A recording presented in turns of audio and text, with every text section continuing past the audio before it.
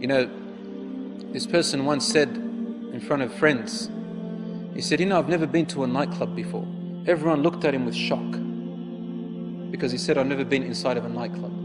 All of a sudden, a nightclub not being in there is a shock to everyone. Another one said, I've never kissed a girl before. Everyone looked at him in absolute dismay. Not only in dismay, they thought he's a loser. And now they make movies about, men who are losers because they can't get women, and they call them wimps and they're cowards. How things have changed around. Where women have lost their absolute value, men have lost their value, and this type of behavior is considered to be noble and courageous. Allahu Akbar. You're a warrior, you're a hero if you can serve your lusts and temptations. And then you have issues of rape and crime, and then you've got laws, especially in Western countries, that can't even solve anything. Just the other day I read in the paper about a man who was convicted in the court of law in Sweden. He was convicted of rape. You know what kind of rape? It says that the woman, she agreed to have intercourse with him. But, excuse me for the expression, he used some kind of contraception, I don't want to say its name, and the contraception broke.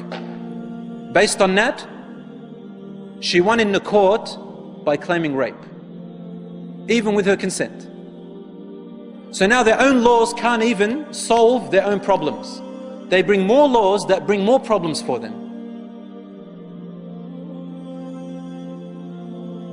And Allah says in the Quran, والله يريد أن يتوب عليكم ويريد الذين يتبعون الشهوات أن تميلوا ميلا عظيما يريد الله أن يخفف عنكم وخلق الإنسان ضعيفا. Those who follow their own lusts and temptations, they want to lead you astray, away very far. Allah wants to lessen the burden off your shoulders. He doesn't want you to fall into harm. He doesn't want you to fall into predicaments where you can't climb out of. يُرِيدُ اللَّهُ أَن يُخَفِّفَ عَنْكُمْ. These laws in our deen are only there to protect you. They are not there to cause you harm or restrict you, ya akhi. They are there to protect you because there's so much harm out there.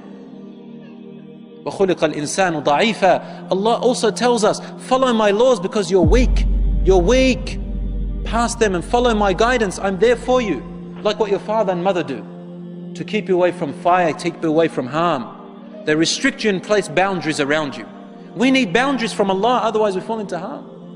And then there's AIDS, and there's HIV, and there is unwanted pregnancies by girls who are only 13 years old. 13, 12. 12, 13. And what happens to the child? They're put up for adoption.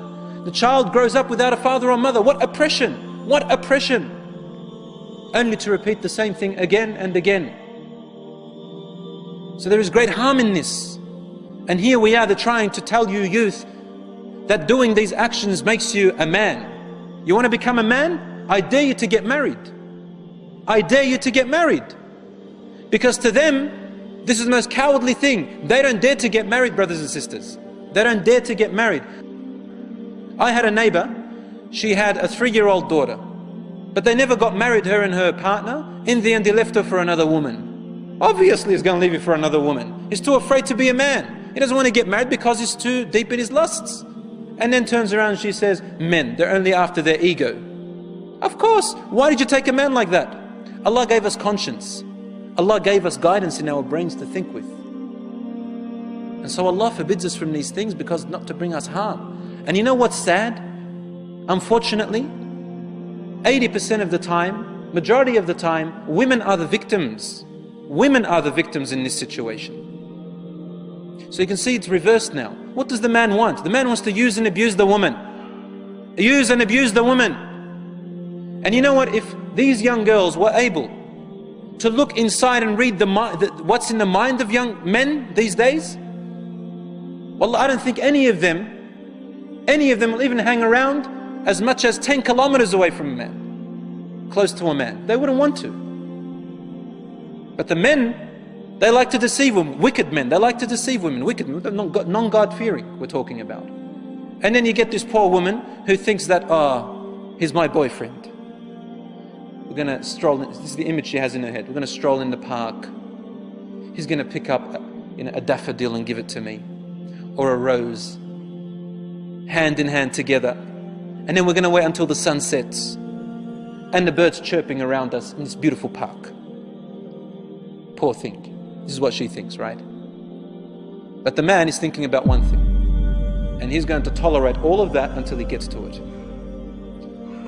I'm talking about men with diseases in their heart, and there are many of them today. With the tabloid, with all the sceneries that you have out there, and all the things that are occurring, I feel very sorry for a lot of women, and I feel very sorry for a lot of men who have sold their youth and sold their chastity, sold their dignity to be so cheap.